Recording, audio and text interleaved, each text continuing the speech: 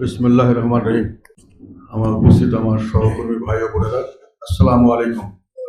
আপনাদের সবার জন্য অনেক শুভেচ্ছা, শ্রদ্ধা, ভালোবাসা জানাচ্ছি। একটু আগেই মহাসচিব আপনাদেরকে বিস্তারিতভাবে বলেছেন কি উদ্দেশ্যে কেন আমাদেরকে এখানে আপনাদেরকে আমি আহ্বান করে এনেছি। আমি পর্যায়ক্রমে গত এক মাস ধরে সমস্ত অঙ্গ সংগঠন, সহযোগী সংগঠনের নেতাকর্মীদের সাথে এক্সিকিউটিভ কমিটির মেম্বারদের সঙ্গে মত বিনিময় করেছি।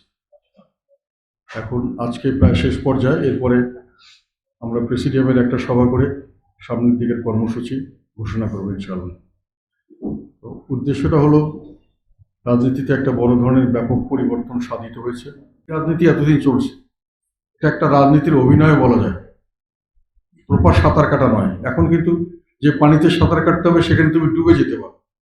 সেই সাঁতার কাটাতে সক্ষম না হলে তোমার ঝুঁকি থাকবে, তুমি না পারলে ডুবে যাবে, তাহলেই তুমি সত্যিকার সাঁতার শিখতে পারবে বা সত্যিকারের সাঁতারু হিসেবে পরিচিত হবে। একদিন পর্যন্ত আমাদেরকে মানুষে সত্যিকারের রাজনৈতিক দল হিসেবে ধরেনি, গৃহপালিত বিরোধী দল এইসব কথা আমাদের শুনতে হয়েছে। কেননা আমরা অল্প পানিতে সাঁতার কেটে মানুষকে দেখাতে চেয়েছি যে আমরা বড় সাঁতারু। গভীর জলের পানিতে যেতে হবে, যেখানে ডুবতে পারো, ডুববে না সেইভাবে সাঁতার কেটে পার হতে হবে, সেটাই হলো আসল সাঁতার। সেই জায়গায় আমাদের শুরু হয়ে গেছে। আমরা চাই বা না চাই, এটা আমাদের উপর পতিত হয়েছে। বাঁচতে হলে সাঁতার কেটে বাঁচতে হবে, কাজে ডিসিপ্লিন মানতে হবে, নেতৃত্ব মানতে হবে। এক নেতাকে না মানা পর্যন্ত কোনো একতা হওয়া সম্ভব নয়। একতাবদ্ধ শক্তি ছাড়া কোনো শক্তির কোনো অর্থ নেই। যত বড় বড় শক্তিশালী হেভিওয়েট যাই হোক না কেন তোমার সঙ্গে থাকুক, অর্থহীন যদি তারা একক না থাকে। একক নেতৃত্বে বিশ্বাস করলেই একতা থাকতে পারে। একতাটা রাখার জন্য নেতৃত্বকে মানতে হবে। আমি যেটা বলবো সেই সিদ্ধান্ত তোমাদের মেনে চলতে হবে, না হলে দলে থাকতে পারবে না। আমরা আর কোনো রকম কাউকে সুযোগ দিতে পারবো না, যেহেতু এখন সামনের দিকে জীবন মৃত্যুর খেলা হবে। সত্যিকার অর্থেই রাজনীতি হবে, সত্যিকার অর্থেই যুদ্ধের ময়দানে থাকতে হবে। সেখানে সত্যিকার অর্থেই গুলি খেয়ে মরার অথবা ফাঁসির রশিতে মরার সম্ভাবনা থাকবে এবং ঝুঁকি থাকবে। ওগুলো বুঝেই রাজনীতি করতে পারলে প্রকৃত রাজনীতি হবে। খালি মানুষের সুযোগ সুবিধা করে দেওয়া আর মানুষের থেকে তদবির করে সুযোগ নেওয়া, এই রাজনীতির দিন জাতীয় পার্টির জন্য শেষ হয়ে গেছে। এটা নিয়ে আমরা সামনে এগোতে চাই না, এগোবো না, সেটা তোমাদের সবাইকে বলছি। রাজনীতিতে নতুন প্রেক্ষাপট শুরু হয়েছে এবং যে কোনোভাবে হোক আমরা এখানে একটা বড় ধরনের ফ্যাক্টর হিসেবে আবির্ভূত হয়েছি। আমাদের এখন শত্রু সৃষ্টি হয়েছে, অনেক আমাদেরকে ধ্বংস করার লোক সৃষ্টি হচ্ছে, কেননা আমাদের সামনে একটা বড় সম্ভাবনার দ্বার উন্মোচন হয়েছে। কিন্তু সম্ভাবনা হলো সত্যিকার রাজনীতি করা সম্ভাবনা, সে তার মাধ্যমে জনগণের কাছে যাওয়া। কারো সুযোগ সুবিধা দিয়ে বা তার থেকে সুযোগ সুবিধা নিয়ে কারো পারপাস সার্ভ করে সেটা হবে না। জনগণের পারপাস সার্ভ করতে হবে, তার জন্য যত রকম বড় ঝুঁকি দরকার সেটা নিতে হবে। তোমাদেরকে প্রথম যে কয়েকটা জিনিস আমি বোঝানোর চেষ্টা করছি সেটা হলো, যেটার জন্য এই যে এটা আমরা একটা ফিল্ম বানিয়েছি, সেটার মধ্যে আমার সমস্ত বক্তব্য বিবৃতি 3রা জুলাই থেকে শুরু করে যে কোটা বিরোধী আন্দোলনের সময় বিভিন্ন পর্যায়ে যে আমার ব্যক্তিগত বিবৃতি এবং জাতীয় পার্টির যৌথ সভার সিদ্ধান্ত সমূহ, তাদেরকে সর্বাত্মক সহায়তা সব করেছি। মাঠ পর্যায়ে আমাদের নেতাকর্মীরা কাজ করেছে। রংপুরে তাদের কয়েকজন অ্যারেস্ট হয়েছে, কয়েকজন হুলিয়া নিয়ে পালিয়ে বেরিয়েছে। হয়তো আমাদের লেবু ছিল, তার নামে হুলিয়া ছিল, বাসায় ঘরে থাকতে পারেনি। তৎকালীন সরকারের আমলে, আওয়ামী লীগ সরকারের আমলে, এবং আমাদের লোকের উপরে অনেকে বাসায় থাকতে পারেনি, পালিয়ে থাকছে, অনেকের উপরে অ্যাটাক হয়েছে, মারপিট করেছে, এবং মানুষে অনেক অনেক মানুষ এখনো অসুস্থ অবস্থায় বাস করছে, মানে তাদেরকে টর্চার করা হয়েছে। তারপরেও এই আন্দোলন সফল হওয়ার পরে এই আন্দোলনে তার নেতৃত্ব দিয়েছিল ছাত্ররা, কিন্তু সৈনিক হিসাবে কাজ করেছে বাংলাদেশের প্রতিটি স্তরের সাধারণ মানুষ। দলমত নির্বিশেষে সকল মানুষ তাদেরকে সমর্থন দিয়েছে, জন্যই তারা সফল হয়েছে। সফলতার জন্য কিন্তু তারা এককভাবে তারা কৃতিত্ব নিতে পারে না, তারা শুধু নেতৃত্বের কৃতিত্ব দিয়েছে। জীবন দিয়েছে, সাধারণ মানুষও অনেক জীবন দিয়েছে। আর একটা বড় কথা, কোনো রাজনৈতিক দল এখানে সরাসরি কোনো ক্ষেত্রেই জড়িত ছিল না, পরোক্ষভাবে রাজনৈতিক শক্তিগুলি সাপোর্ট দিয়েছে, সেরকম সাপোর্ট আমরাও দিয়েছি। কাজে এখানে কেউ এই বিপ্লবের সুফল তাদের নিজের বলে দাবি করতে পারে না, কেউই দাবি করতে পারে না যে আমরাই একমাত্র এটার হকদার। এটার থেকে যুদ্ধে জয়লাভ করলে ইসলাম ধর্ম গনিমাতের মাল, এখন আমরা জিতে গেছি, গনিমাতের মাল শুধু আমরাই খাবো, আর কেউ খাবে না। এটা কেউই এই কথার দাবি করতে পারে না বাংলাদেশে। এখন প্রতিটি জনগণের এখানে কন্ট্রিবিউশন আছে, প্রতিটি দলের লোকের এখানে কন্ট্রিবিউশন আছে কম বেশি। যারা সরাসরি বিরোধিতা করেছে, তাছাড়া প্রায় সকলেই এটাকে সহযোগিতা করেছে, মানসিকভাবে করেছে, যারা যেভাবে সহযোগিতা করা দরকার করেছে, যে কোনো দলের লোক সহযোগিতা করেছে। যে কোনো দল এটার ক্রেডিট নিতে পারে না, এবং সুবিধা গনিমতের মাল ভাগ করার কারো অধিকার কারো নাই। আর কোনো লোকও বলতে পারে না যে আমি একমাত্র নেতা, বা কোনো গোষ্ঠীও বলতে পারে না আমরাই একমাত্র। তুমি দিয়েছো, তুমি নেতৃত্ব দিয়েছো, আমরা তোমাকে ক্রেডিট করি, স্যালিউট করি, সম্মান করব, তোমাদেরকে আমরা যথাযথভাবে দেখব, কিন্তু জাতীয়ভাবে তোমাদেরকে বীর হিসাবে আমরা ট্রিট করব। কিন্তু প্রশ্ন হলো, এখানে সকলের অবদানকে অস্বীকার করলে বাস্তবতাকে অস্বীকার করা হয়, এটা মনে রাখতে হবে। সেই জন্য প্রথমে আমি এগুলো দেখালাম যে আমাদের দলের বিরুদ্ধে যে প্রচারণা হয়েছে, তার কারণে আমাদেরকে ধারণা দেওয়ার জন্য এই মাহমুদের ইলেকট্রিসিটি যেন চলে না যায়, একটু বলে দিও তো, হঠাৎ করে একটু টেলিফোন করে হবে, বললেই হবে। সেখানে বিস্তারিতভাবে আমরা প্রতিটি স্তরে আমাদের আন্দোলনের সার্বিকভাবে সমর্থন এবং যোগদানের বিষয়ে আমরা জানিয়েছি, এবং সেগুলো, এবং তার আগেও এই বৈষম্য বিরোধী আন্দোলন এবং বৈষম্যের ফলে যে বাংলাদেশের জনগণ যে বিভিন্নভাবে বঞ্চিত হয়েছে, নির্যাতিত হয়েছে ঐতিহাসিকভাবে, এবং তার বিপক্ষে যে তারা অবস্থান নিয়েছিল দীর্ঘদিন থেকে, তার বিপক্ষে যে তারা সংগ্রাম করেছে, জীবন দিয়েছে, তার উদাহরণ তুলে ধরেছিলাম আমি বিভিন্ন পাবলিক মিটিংয়ে।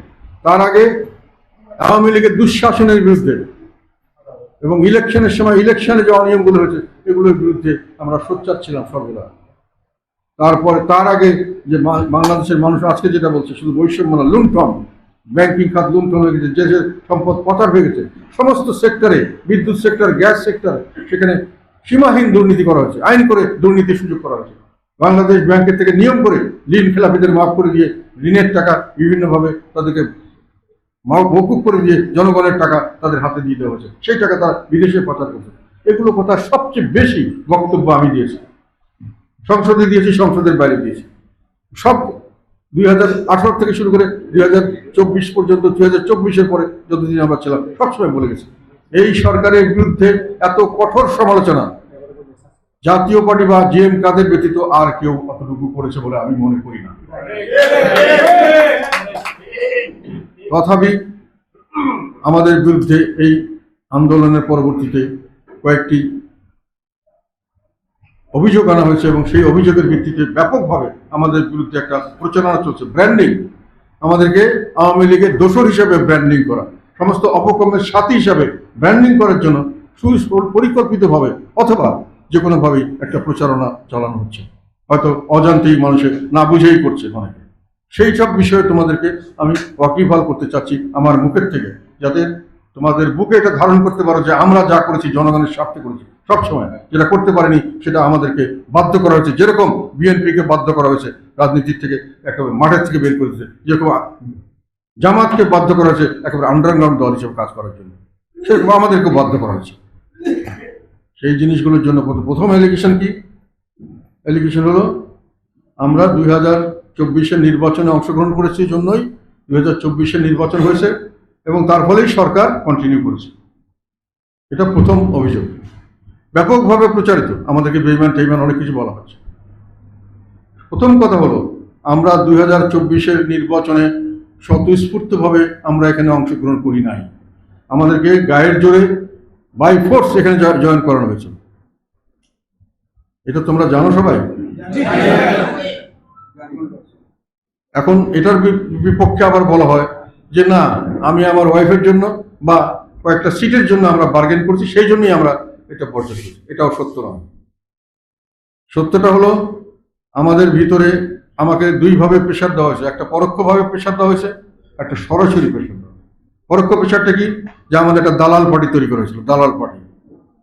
সেখানে রাখা হয়েছিল যে আমরা যেটা করতে চাইবো না, সরকারের পক্ষে কাজ করবে তারা, সেটা তারা সরকার তাদের দ্বারা করাবে। আমরা যেটা সরকারের বিরুদ্ধে বলবো, তারা সরকারের পক্ষে সেই কথাটি বলবে।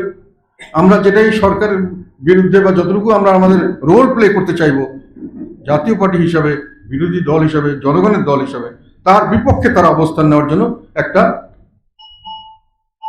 একটা কৃত্রিমভাবে জাতীয় পার্টির মধ্যে থেকে একটা ভাগ তৈরি করে হচ্ছে। কৃত্রিমভাবে তারা আমাদের দল থেকে বহিষ্কৃত, অনেকে আমাদের দল করে না, আমাদের দলে অনেক সময় অনেকে আগেই চলে গেছে। বিভিন্নভাবে ওই রওশন এরশাদকে সামনে নিয়ে রওশন এরশাদকেও আমাদের পার্টির ভিতরে ঢুকাতে আমাকে বাধ্য করা হয়েছিল কাউন্সিলের মাধ্যমে। কাউন্সিলে তাকে না ঢুকালে আমাকে কাউন্সিল করতে দেওয়া হবে না, এরকম হুমকি দেওয়া হয়েছিল, এবং তারা করতে দেয়নি। ময়মনসিংহে আমরা মিটিং করতে চেয়েছিলাম, মিটিং করতে দেয়নি, কাউন্সিলের মিটিংয়ের পারমিশন দেবে না যদি রওশন এরশাদকে আমরা গ্রহণ না করি আর কিছু একটা পদ। এইভাবে করে তারা একটা আলাদা ভাগ সৃষ্টি করেছে। সেই ভাগটি সম্পূর্ণভাবে নিয়ন্ত্রিত করত শেখ হাসিনা এবং আওয়ামী লীগ সরকার। এবং যখনই আমরা কোনো কিছু অ্যাকশন নিতে যাব তখনই সেখানে গিয়ে তারা উল্টা অ্যাকশন করত। ফলে নির্বাচনের সময় যেটা হলো, আমাদের মধ্যে অনেক লোভী লোক এখনো তারা মনে করছে লাস্ট পর্যন্ত যদি সরকার টিকে যায় তাহলে আমরা মন্ত্রী হব, এই জন্য তখনও তারা তেল দিছে, যার ফলাফল আমাদের ঘাড়ে এসছে। আমরা জাতীয় পার্টির কোনো নেতা বলেছে যখন বলা হয় তখন অটোমেটিক্যালি এটা জাতীয় পার্টি গ্রহণ করতে পারে। যারা জাতীয় পার্টির মধ্যে নাই তারাও এরকম কথা বলছে, এখনো জাতীয় পার্টি নেই, এখনো কথা বলে। যাই হোক, যখন ইলেকশনের ডেট ডিক্লেয়ার করা হলো, তখন নির্বাচনের যখন সময় আসলো, তখন নির্বাচনে আমরা যাব এরকম সিদ্ধান্ত নিতে পারছিলাম না। তখন তারা বললো নির্বাচনে না গেলে রওশনের সাথে দলকে দিয়ে আমরা নির্বাচন করা হবে, লাঙ্গল তাকে দেওয়া হবে, আমার থেকে জোর করে নেওয়া হবে অথবা এমনি দেওয়া হবে, জোর করে সাইন করে নেওয়া হবে, আমি রেজিগনেশন দিয়ে চলে যাব। ফলে আমাদের বলতে হলো ঠিক আছে, নির্বাচন আমরা প্রসেস করতে থাকি। তারা বলে যদি নির্বাচন আমরা অবাধ সুষ্ঠু করবো আপনাদের জন্য, যেভাবে হোক আমরা ব্যবস্থা নিচ্ছি। আওয়ামী লীগও বললো, তাদের সঙ্গে যারা সরকারি কর্মকর্তা তারা বললো। আমরা বললাম ঠিক আছে, তাহলে আমরা প্রসেস শুরু করি, দেখি কতটুকু করা যায়। যেহেতু দলটা তখনই যদি চলে যায় তাহলে তো আর আমাদের কোনো রাজনীতি থাকে না। দলটা জিরো দল হয়ে শেষ, ওইখানেই শেষ। ওই নির্বাচনে জিতলেও শেষ, হারলেও শেষ। রওশনের সাথে নেতৃত্বে এবং কিছু দালাল লোকের নেতৃত্বে যে দল যাবে সে দলের কোনো অস্তিত্ব বাংলাদেশে থাকতো না, আমরাও জনগণের জন্য কোনো কাজ করতে পারতাম না। ফলে আমরা প্রসেস শুরু করলাম। প্রসেস শুরু করার পরে সমস্ত জন ঠিক করলাম।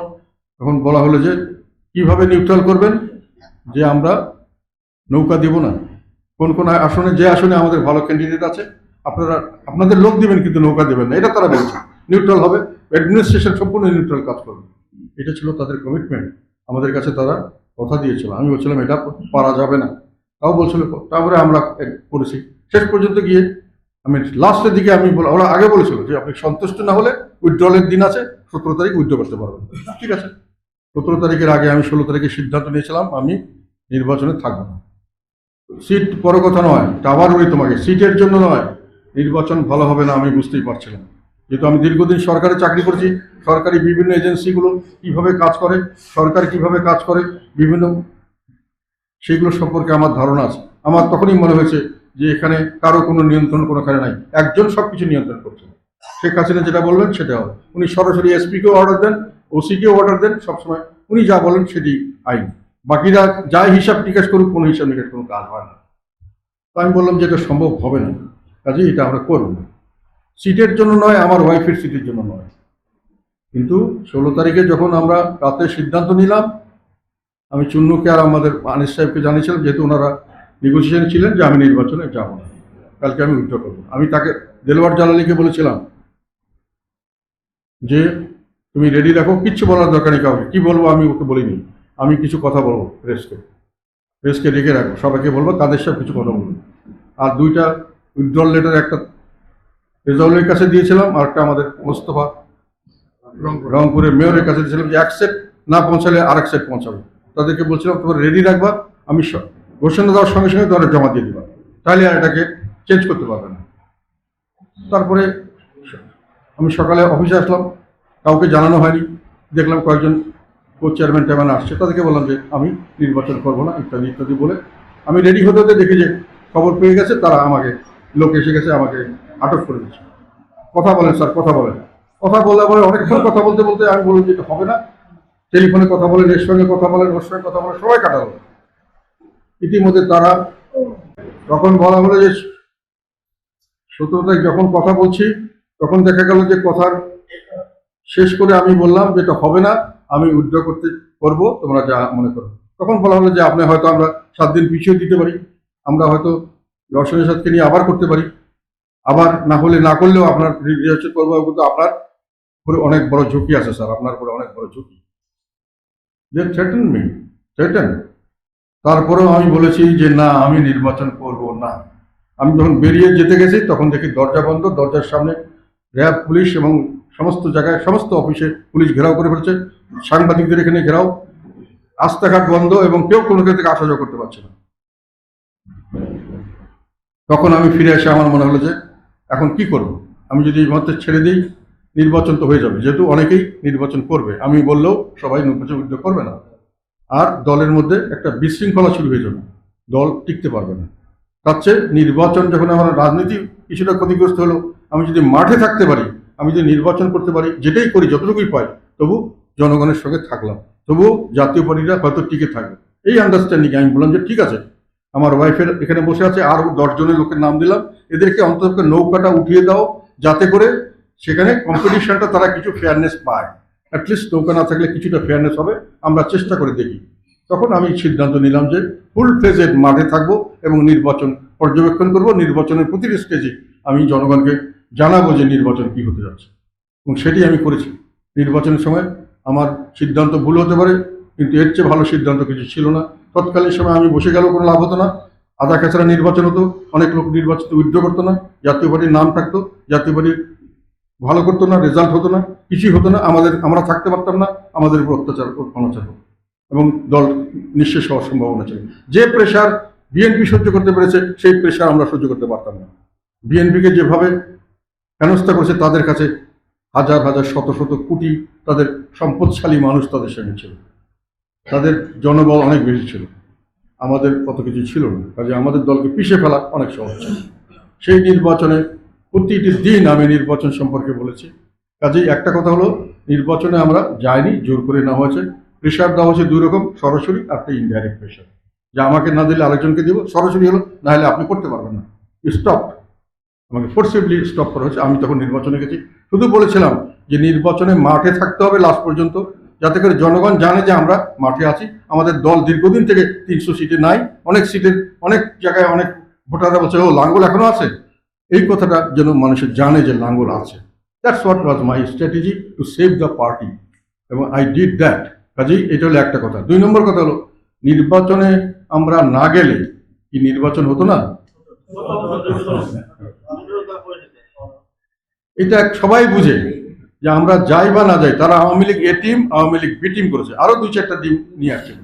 অর্থ হলো একদলীয় শাসন হবে, শেখ হাসিনা যেটা অন্যান্য একদলীয় শাসনে আছে, তার ব্যাপারে কোনো কোশ্চেন কেউ করতে পারবে না। Head of the government is above all, উনি ঠিক করে দেবে কে বিরোধী দল হবে, কে সরকারি দল হবে। এটা পৃথিবীর অনেক দেশে আছে, ইরাকে আমি দেখেছিলাম, সিরিয়াতে আছে আল বাদ পার্টি, আমি নিজে দেখেছি, ওখানে কাজ করেছি। সরকারই ঠিক করে দেয় কে কে নির্বাচন করবে, কে সরকারি দল হবে, কে বিরোধী দল হবে, কে কি করবে, ওটা সরকার প্রধান, তার কোনো নির্বাচনে যেতে হবে না, উনি এমনি পাস। ওইরকম সিস্টেম উনি এখানে করতে চেয়েছিলেন, কাজে ওটার জন্য উনি প্রস্তুতি নিয়েছিলেন। তো আমাদেরকে জোর করে আনলেন কেন? অর্থ হলো আমাদেরকে এনে উনি চেয়েছিলেন আমাদেরকে ধ্বংস করে দেওয়ার জন্য। এটা হলো আমার ধারণা। এনিওয়ে, যেটাই করে থাকুক, আমাদের কথা হলো, আমি এইটা বিষয়ে নির্বাচনে যাওয়ার আগে বিভিন্ন ধরনের কূটনীতিকদের সঙ্গে, বিভিন্ন ধরনের যারা বাংলাদেশের রাজনীতি সম্পর্কে চিন্তা ভাবনা করে, তাদের সঙ্গে আমি আলাপ করেছিলাম এবং অনেকের সঙ্গে অনেক বিস্তারিত আলাপ করেছিলাম। তারা বলেছিল পরিষ্কার কথা, অলমোস্ট অল অফ দেম, যারা এই নির্বাচনকে ঘৃণা করেছে, এই নির্বাচন হোক যারা চায়নি, তারা বলেছে নির্বাচন ঠেকানো যাবে না, নির্বাচন হয়ে যাবে। বড় বড় অনেক শক্তি এই নির্বাচনকে সমর্থন দিচ্ছে, অনেক দেশ সমর্থন দিবে, কাজেই নির্বাচনকে ঠেকানো যাবে না, তোমরা যাও বা না যাও, নির্বাচন দিয়ে যাবে।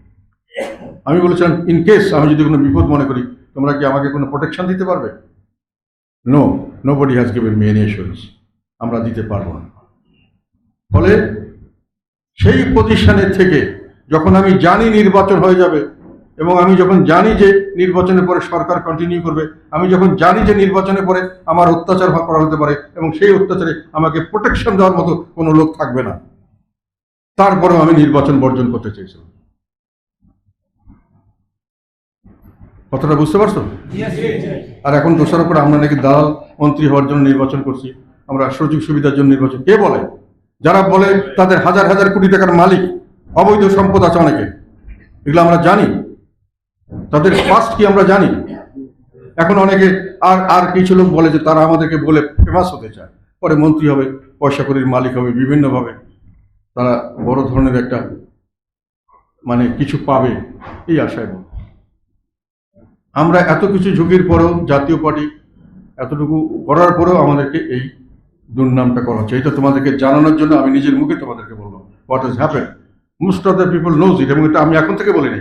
নির্বাচনের পরে যখন যৌথ সভা করেছিলাম ইঞ্জিনিয়ার সে তখনই বলেছিলাম না, তখন শেখ হাসিনার সরকার ছিল, তখন কিন্তু এই গভর্নমেন্টই ছিল, এই এজেন্সি ছিল, এই দলই ছিল। কেউ কি প্রতিবাদ করেছে?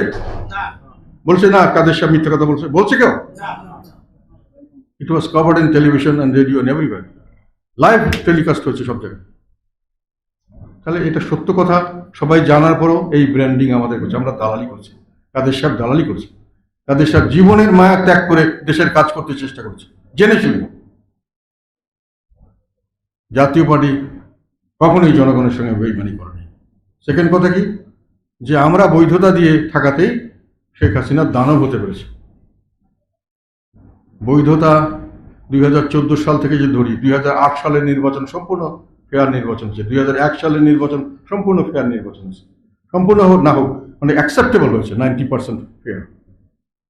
আমার এখানেই কিছু কারচুপি করছিল তারা বিএনপি, যাই হোক। সেই ফলে 2014 সালের নির্বাচনে কিন্তু আমি যাই নাই। আমাদের সঙ্গে 2070 জন মানুষ নির্বাচনকে বর্জন করেছিলাম। এরশাদ সাহেব নির্বাচন বর্জন করার ঘোষণা দিয়েছিলেন আমার মাধ্যমে, কিন্তু উনি ধরে রাখতে পারেন নাই, তাকে নিয়ে যাওয়া হয়েছে। তার মানে 2014 সালে আমরা সম্পূর্ণভাবে যাইনি, পার্শিয়ালি গেছি। 2014 পরে যেগুলো ইলেকশন হয়েছে, স্থানীয় সরকার ইলেকশন, সেগুলোতে বিএনপির ক্যান্ডিডেটরা পার্টিসিপেট করেছে, মেয়র ইলেকশনে পার্টিসিপেট করেছে, উপজেলা ইলেকশনে 2-3 ধাপ পর্যন্ত পার্টিসিপেট করেছে। তাহলে তারা এই সরকারের অধীনে, হাসিনা সরকারের অধীনে, এই নির্বাচন ব্যবস্থার অধীনে তারা নির্বাচন করে নাই। অন্য সবাই 2018-তে তারা করে নাই, সবাই করছে। এখন প্রশ্ন হলো যে তাহলে 2018 থেকে তারা 4 বছর পর্যন্ত সংসদে থাকে নাই, তাহলে বৈধতাটা কি আমরা একাই দিয়েছি?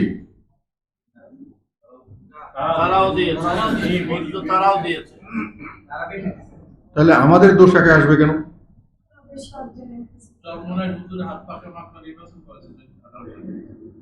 সব দল করেছে, সব দল করেছে। তাহলে প্রশ্নটা আসলো যে আমরা বৈধতাটা দিলাম কোথায়? এখন প্রশ্ন হলো দানব সৃষ্টি। বাংলাদেশের ইতিহাসে দানব সৃষ্টি করার সবচেয়ে বড় সুযোগ আমরা করে দিয়েছি আমাদের সংবিধানের মাধ্যমে। ইতিহাস এটা প্রমাণ দেয়।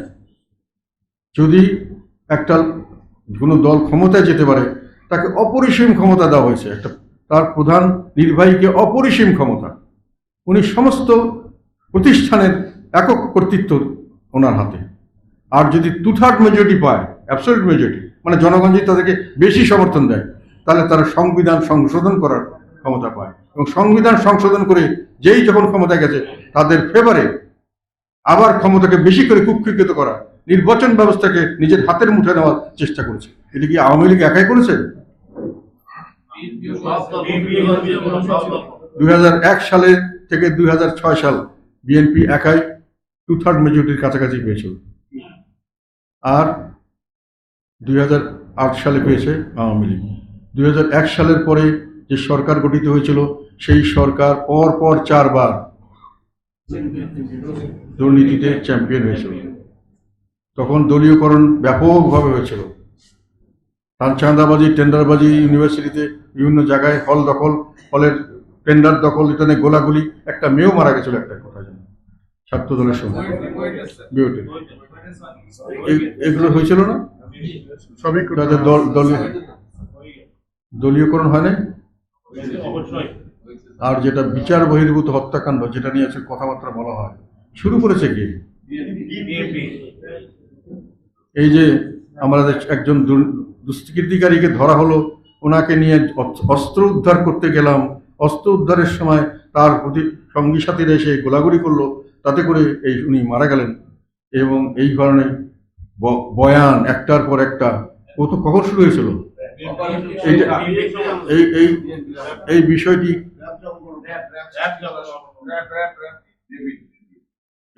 এটা কি কোনো গণতান্ত্রিক সরকারের নিয়ম হতে পারে? সংবিধান লঙ্ঘন করে তুমি যত অপরাধী হোক ভালো হোক মন্দ তুমি কি হত্যা করতে পারো? সংবিধান লঙ্ঘন করে এগুলো করা হয়েছে, নাটক তৈরি করে। আর 2/3 মেজরিটি পাওয়ার জন্য পরবর্তী নির্বাচন যেটা কেয়ারটেকার সরকারের অধীনে করার কথা, সেই কেয়ারটেকার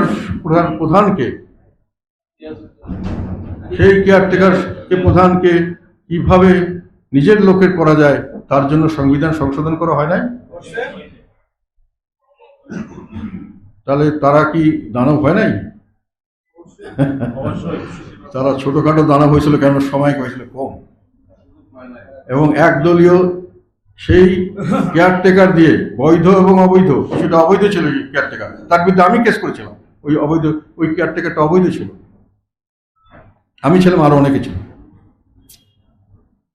সেই 2007-এর 22শে জানুয়ারির নির্বাচন ঘোষণা করা হয়েছিল, একতরফা নির্বাচন। সেখানে জাতীয় পার্টি নির্বাচন বর্জন করেছিল, আওয়ামী লীগ নির্বাচন বর্জন করেছিল পরবর্তীতে জাতীয় পার্টির পরে।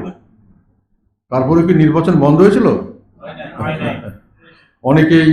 অনেকেই তখন একতরফাভাবে নির্বাচিত ঘোষিত হয়েছিল, কিন্তু 111 এসে এটাকে স্টপ করে দিয়েছে। তারা কি বিএনপি কি স্বতঃস্ফূর্তভাবে এটা বাতিল করেছিল? তাহলে একতরফা নির্বাচন, তারপরে সরকারি ফান্ডের লুণ্ঠন, তারপরে দলীয়করণ, যেগুলোকে কারণে আমরা আওয়ামী লীগকে দানব বলছি, সেই দানব সৃষ্টি কি আগেও হয় না? ভবিষ্যতে কি হবে না?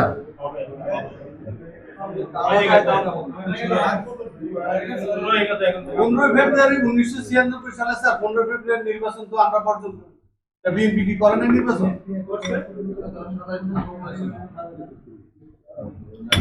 কাজে দানব সৃষ্টি আমরা করি নাই, দানব সৃষ্টি করেছে আমাদের সংবিধান। Power tends to corrupt, absolute power corrupts absolutely. আমরা অ্যাবসলিউট পাওয়ার দিয়ে দিয়েছি, যাকেই দেব সে ডেফিনেটলি সে দানব হয়ে উঠবে, এটাই স্বাভাবিক। এটার জন্যই ডেমোক্রেসির দরকার হয়। এইসব কারণেই দানব সৃষ্টি করার জন্য রাজনীতিতে এই গণতন্ত্রের কথাটা এসছে। গণতন্ত্র সবচেয়ে সেফ, কিন্তু আমরা কি গণতন্ত্র চর্চা করেছি? গণতন্ত্র চর্চার কোনো সুযোগ ছিল? এখনো কি এই সংবিধান যদি চালু থাকে সুযোগ থাকবে? তাহলে দোষটা কেন জাতীয় পার্টির দোষ হবে? দোষটা কেন জাতীয় পার্টির হবে?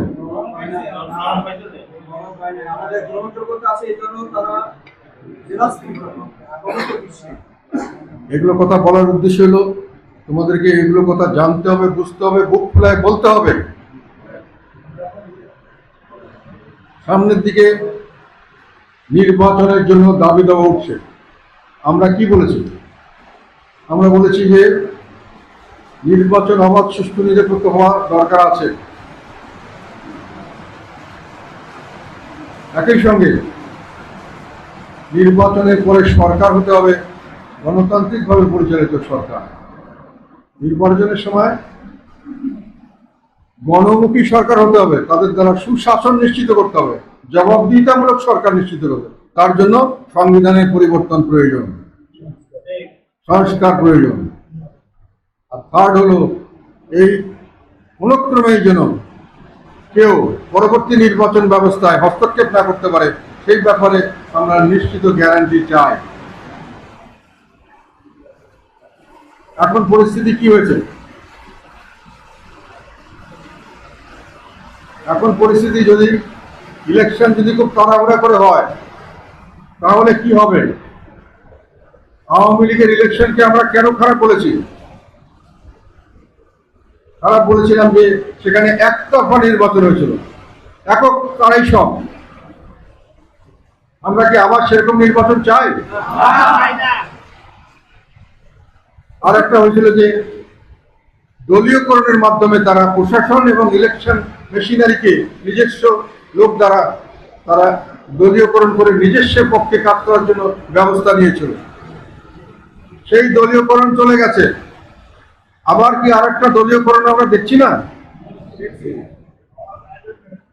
একটা দলীয়করণ তো ভাগে দিয়েছে জনগণ, আবার যারা আসছে তারা কি দলীয়করণের প্রভাব মুক্ত সবাই?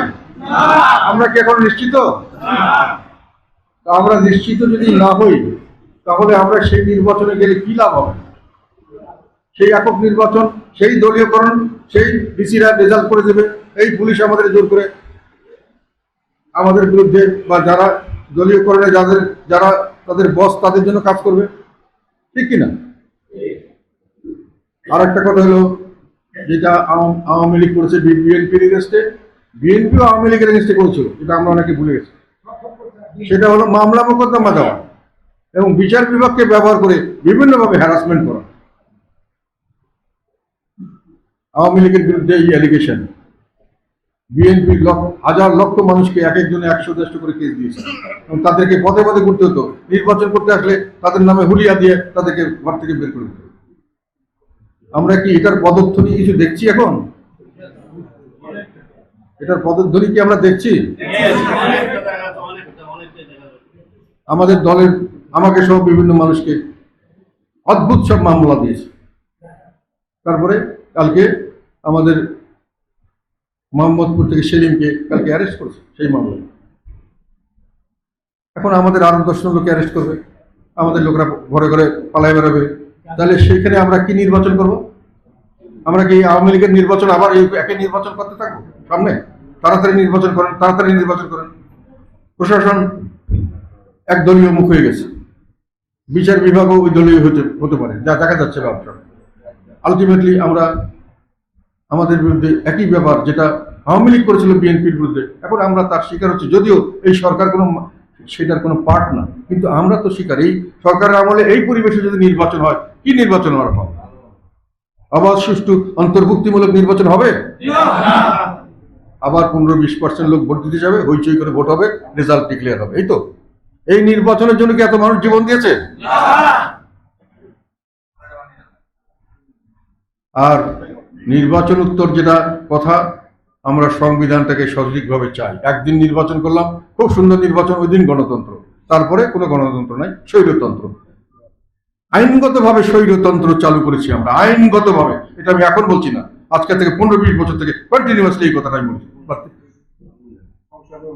অনেকখানি বলছি। আইনগতভাবে আমরা স্বৈরাচার সৃষ্টি করেছি, আইনগতভাবে আমরা দানব সৃষ্টি করেছি। আর দোষ দেয়, এর দোষ, ওর দোষ, তার দোষ। আপনার দোষটা দেখেন না কেন? আপনি কেন দানব হন? আপনাকে দানব না হওয়ার তো দরকার কথা ছিল। জনগণ 2/3 মেজরিটি ছিল, আপনি সেটা ব্যবহার করে পরবর্তী নির্বাচনে কারচুপির ব্যবস্থা কেন করেন? জনগণ তো এই আশায় আপনাকে 2/3 মেজরিটি দেয় না, সেই কাজ করে যাচ্ছে, মুখ ফোলাই করে যাচ্ছে। আর আমাদের মতো লোককে স্টপ করে দেওয়ার জন্য তারা ষড়যন্ত্র করছে। শেষ কথা হলো, নির্বাচনে যে সংস্কারে আমরা বলেছি, এটার জন্য আমাদের কথা হলো সম্পূর্ণভাবে নতুনভাবে সংবিধান লেখার পক্ষপাতী আমরা নই।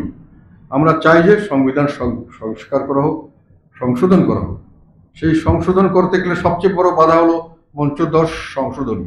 সেই সংশোধনীতে 7-এর খতে একটা ধারা আছে, তাকে পরিষ্কারভাবে বলা আছে যে সংবিধানের প্রায় 1/3 কোনো সময় কেউ চেঞ্জ করতে পারবে না, এবং সেখানে কেয়ারটেকার সরকারের ব্যাপারটাও আছে। এগুলো সব মিলেই পঞ্চদশ সংশোধনী। আমরা যদি পঞ্চদশ সংশোধনী বাতিল করতে পারি, তাহলে বাকি সংবিধানটি আমরা সংশোধন করে সকলের মধ্যে একটা ব্যালেন্স অফ পাওয়ার, ক্ষমতার ভারসাম্য আমরা তৈরি করতে পারবো। কাজে সেই ক্ষমতার ভারসাম্য তৈরি করতে হবে, কিন্তু সংবিধানকে সংশোধন করে, সেটি আমরা চাই। একেবারে নতুনভাবে সংবিধান সংশোধন করা, আমি মনে করি আমাদের একটা 71-এর একটা গৌরবময় মুক্তিযুদ্ধ ছিল, সেখানে অনেক মানুষ জীবন দিয়েছিল এবং অনেক মানুষ সেখানে যুদ্ধ করেছিল দেশের স্বার্থের কথা চিন্তা করে। তাদের অবদানকে সত্যিকার অর্থে 100% মুছে দেওয়া, আমি মনে করি সঠিক সিদ্ধান্ত হবে না। আমি জানি না তোমরা কি মনে করো। তখনও তো অনেক মানুষ জীবন দিয়েছে, অনেকে ত্যাগ স্বীকার করেছে, ভুল করুক শুদ্ধ করুক, তাদের যে সত্যবোধ ছিল, দেশপ্রেমিক কাজ করেছে। কাজে সেই অবদানকে তো আমরা একেবারে মুছে ফেলতে পারি না। তাকে সর্বাত্মকভাবে তাকে বাদ দিয়ে আমরা রাজনীতি করব, নতুন রাজনীতি, এই রাজনীতি আমি মনে করি না দেশের সাধারণ জনগণের প্রকৃত প্রত্যাশা পূরণের সহায়ক হবে। এটা হলো আমাদের, সেই কারণেই আমরা বলেছি যে আমরা চাই এই সমস্ত সুষ্ঠু, অবাধ, সুষ্ঠু, নিরপেক্ষ নির্বাচন, দলীয়করণ মুক্ত এবং প্রশাসন বা পুলিশের নির্যাতন মুক্ত স্বাভাবিক পরিবেশে সবাই যেন ভোট দিতে পারে এবং মানুষের যেন ভোট দিতে আসে, সেই পরিস্থিতি সৃষ্টি করার দরকার আছে। সেটার জন্য যতটুকু সময় লাগে দিতে হবে এবং পরবর্তীতে সংবিধান, এখন আমরা এই তত্ত্বাবধায়ক সরকার, যেটা অন্তর্বর্তীকালীন সরকারকে আমরা যেটা দায়িত্ব দিয়েছি, সেই দায়িত্বটা অনেক বড় দায়িত্ব, কিন্তু তাদেরকে সহায়তা করার জন্য যে প্রশাসন, সেই প্রশাসন এখন খুবই নড়বড়ে অবস্থা। পুলিশ সম্পূর্ণ প্রায় বিধ্বস্ত বলা যায়। কাজেই তাদের হাতে কাজ করার অস্ত্র বা সরঞ্জাম আমরা সঠিকভাবে দেয়নি। আর থার্ড পয়েন্ট হলো বাংলাদেশের অর্থনীতি অলমোস্ট বিপর্যস্ত। বাংলাদেশের টাকা পয়সার প্রচুর অভাব। মানুষে কিন্তু সহায়তা করতে রাজি আছে, সরকার মানুষের সহায়তা করতে রাজি আছে, সহায়তা করে যাচ্ছে। আমরাও সরকারকে সহায়তা করছি বিভিন্নভাবে। আমরা চাই যে ওনারা সার্থক হোক, কিন্তু ওনাদের হাতে বড় চ্যালেঞ্জ এবং এগুলো কোনোটাই ওনাদের নিজের কন্ট্রোলে নাই। প্রশাসনকে ঠিক করতে হবে, সেটা ঠিক আছে, হয়তো পুলিশকে ঠিক করতে হবে, ওটা ঠিক আছে, কিন্তু অর্থনীতিকে ঠিক করতে হবে, এটা শুধু ওনাদের হাতে না। অর্থনীতি সারা বিশ্বের অর্থনীতির সঙ্গে জড়িত। এখন কিছুদিন আগে ইরানের সঙ্গে ইসরায়েলের একটা যুদ্ধ অবস্থা সৃষ্টি হয়েছে, ওখানে তেলের দাম বাড়া শুরু করছে। এগুলো ইন্টারন্যাশনালি আমাদের যেগুলো হবে মার্কেটে, সেগুলোর ফল আমরা ভোগ করতে হবে। কাজে সাধারণ মানুষের কাছে কিন্তু ডেমোক্রেসি কে লিডার, কে প্রাইম মিনিস্টার, এটা দেখে না। তারা দেখে সুশাসন। সুশাসন বলতে তারা কি বুঝে? যে আমার নিরাপত্তা চাই, আমি সুন্দরভাবে ঘুমাবো, আমার ছেলে মেয়ে সুন্দরভাবে থাকবো, আমার ব্যবসা প্রতিষ্ঠান সবকিছু নির্বিঘ্নে চালাতে পারবো। এটা একটা আইনের শাসন যেটা। আর সেকেন্ড হলো, এটা হলো দেশের মানুষ আর একটা জিনিস চায়, সেটা হলো আমার পেটে ভাত থাকতে হবে, আমার বাচ্চা কাচ্চাদের খাইয়ে পরিয়ে দিন, আমি সুনিশ্চিতে ঘুমাতে পারি, তার ব্যবস্থা থাকতে হবে। সেই জন্য জিনিসপত্রের দাম সহনীয় পর্যায়ে থাকতে হবে, বেকারত্ব কম হতে হবে এবং মানুষের চাকরির সুযোগ সুবিধা থাকতে হবে। এগুলো প্রত্যেকটি খুব বড় বড় চ্যালেঞ্জ বর্তমান সরকারের জন্য, যেহেতু বাংলাদেশ ছাড়াও বিশ্বের পরিস্থিতির উপর এগুলো পরিস্থিতি অনেকটা নির্ভরশীল। তাকে এইটা যদি ওনারা নিশ্চিত করতে না পারে, তাহলে জনগণ অস্থির হয়ে যাবে এবং জনগণের জন্য কঠিন হবে। কিন্তু সেই পরিস্থিতিতে দেশ কোথায় যাবে, কিভাবে দেশ চলবে, সেটা বলা বড় মুশকিল। অনিশ্চয়তার দিকে দেশ যাওয়া আমাদের কারোর জন্যই মঙ্গলজনক হবে না। দেশ যাতে অনিশ্চয়তার দিকে না যায়, আমরা সর্বাত্মকভাবে সেই সহযোগিতা করতে হবে সরকারকে, সর্বাত্মকভাবে। আমরা শুধু একটি জিনিসই লক্ষ্য রাখবো, সরকার সঠিক পথে আছে কি নেই। আমি দৃঢ়ভাবে বিশ্বাস করি, আমার আস্থা আছে এই সরকারের প্রতি, বিশেষ করে ওনাদের যে চিফ, ওনার প্রতি, যে উনি সত্যিকার অর্থেই একটি ভালো মন নিয়ে দেশের ভালো করার জন্য চেষ্টা করছেন, ওনার উপযুক্ততা আছে। আর বাকি সবাই যদি আমরা সহযোগিতা করি, হয়তো জিনিসটি সফল হতে পারে। না হলে বিপর্যয় বড় ধরনের হবে। দেশের সমস্ত মানুষ তার জন্য কষ্ট ভোগ করতে হবে ভবিষ্যতে। অনিশ্চিত ভবিষ্যৎ কারোর জন্যই ভালো নয়। এই দেশে এরশাদ সাহেব অনেক আগে বলেছিলেন যে বৈষম্য যেভাবে সৃষ্টি করা হচ্ছে, এতে গিয়ে একটা পর্যায়ে গিয়ে দেখা যাবে যে বড় লোক আর গরিব লোকের মধ্যে পার্থক্য বেশি হলে গরিব লোকরা এসে মানুষের বাড়ি ঘরে অ্যাটাক করবে, গাড়ি ঘোড়াতে অ্যাটাক করবে, ভালোভাবে চলতে গেলে তাদের উপরে অ্যাটাক করে বসবে। সেই পরিস্থিতির সৃষ্টি হওয়ার অবস্থার সৃষ্টি হয়েছে। কাজেই আমাদের এই বৈষম্য এবং বৈষম্যের বিরুদ্ধে যে সাধারণ জনগণের ক্ষোভ, এটা কিন্তু আইন শৃঙ্খলা যদি সঠিকভাবে না থাকে, মানুষের যদি পেটে ভাত না থাকে, তাহলে এই জিনিসটি বাড়তেই থাকবে, কেউ এর থেকে নিরাপদ হতে পারবে না। কাজে জিনিসটির গভীরতা চিন্তা করতে হবে এবং সেইভাবে কাজ করতে হবে। আর সর্বশেষ কথা হলো, আমাদের সামনের দিকে রাজনীতি, সত্যিকার রাজনীতি করতে হবে। এতদিন আমরা রাজনীতির অভিনয় করেছি, সত্যিকার অর্থে আমার ধারণা আমরা সাঁতারের অভিনয় করেছি, সাঁতার কাটিনি। এখন সাঁতার কাটতে হবে, সাঁতার কাটার ঝুঁকি নিতে হবে। ঝুঁকি ছাড়া রাজনীতি হবে না। মাঠে ময়দানে থাকতে হবে, মাঠে ময়দানে আমাদের দাবি তুলে ধরতে হবে, আমাদের নিজেদেরকে বাঁচাতে হবে জনগণের সমর্থন নিয়ে, কাউকে তদবির করে হয়তো হবে না। আমাদেরকে জানে বাঁচাবে, এরশাদ সাহেবকে জানে বাঁচিয়েছিল রংপুরের জনগণ। এবং আমাদেরকে জানে বাঁচতে হবে জনগণকে সঙ্গে নিয়ে, না পারলে আমরা ধ্বংস হয়ে যাব। এই মুহূর্তে নির্বাচন হলে আমরা ধ্বংস। যে কোনো সময় যদি আমরা সঠিকভাবে না থাকতে পারি রাজনীতিতে, উই উইল বি ফিনিশড। রাজনৈতিকভাবে না, ব্যক্তিগতভাবে। কাজে ওইটা চিন্তা করে কাজ করতে হবে। এখানে কোনো রকম শৃঙ্খলা বিরোধী কিছু অ্যাকসেপ্ট করা হবে না। সবাইকে সিরিয়াসলি কাজ করতে হবে। সেই ব্যাপারে আমি কঠোরভাবে কাজ করতে চাই। কোনো ইউনিটির বিরুদ্ধে যাওয়া যাবে না, কোনো সিদ্ধান্তের বিরুদ্ধে যাওয়া যাবে না, গেলে দল করতে দেওয়া হবে না। এখানে কোনো স্কোপ নাই পিছন থেকে কেউ ছুরি মারবে, আমি সামনেও সামলাবো পিছনে সামলাবো, এই স্কোপ আমি আর দিতে রাজি নই। কেউ যদি অসন্তুষ্ট হন, অসন্তুষ্ট হতে পারেন, তা যান বাঁচানোর জন্য আমাদের করতে হবে। Question of life and death. আর এখন আমাদের যদি মামলা শুরু করেছে, আজকের কাগজে, আজকের পত্রিকায় খবর এসেছিল, এটা খবরটা আবার উল্টো করে হয়েছে। সেখানে বলছে কোটা দিয়ে দিছে পুলিশ থেকে, থানাবাড়ি কোটা দিয়েছে অ্যারেস্ট করার জন্য, নির্বিচারে তারা অ্যারেস্ট করছে। বেশিরভাগই বিএনপির নেতাকর্মী, যারা কোনোদিন এই আন্দোলনের সঙ্গে কোনো রকম ভাবে খারাপভাবে জড়িত না, সরি আওয়ামী লীগের। এবং আওয়ামী লীগের পরে আমাদের একজনকে ধরছে, পরে আমাদের আরো লোককে ধরতে পারে, আমাকে ধরতে পারে। কালকে সাবেরকে ধরেছে, ওটা আমার কাছে একটু শক মনে হয়েছে। সাবের একমাত্র ব্যক্তি আওয়ামী লীগের মধ্যে সবচেয়ে ক্লিন পার্সন আমি মনে করি, কোনো ঝামেলার মধ্যে থাকেনি, কোনো বড় রকের ছেলে, টাকা পয়সার কোনো লেখাপড়া জানার মানুষ, কোনোদিন কোনো খারাপ কাজ করেছে এরকম আমার রিপোর্ট নেই। ওদের এলাকাতেও তার সুনাম আছে। কাজেই এখানে এটা বাস বিচার করা হচ্ছে না।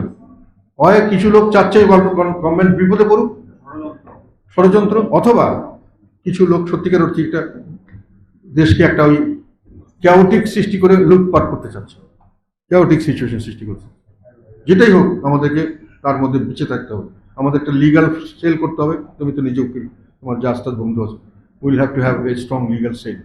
এবং এইগুলোকে দিয়ে প্রত্যেকটি মামলার সময় আমাদের 5-7 জন 10 জন লোক যেন উপস্থিত থাকে লয়ার হিসেবে, তার ব্যবস্থা করতে হবে। এবং ভবিষ্যতে আমাদেরকে মাঠে রাজনীতি করতে হবে। আমি এরপরে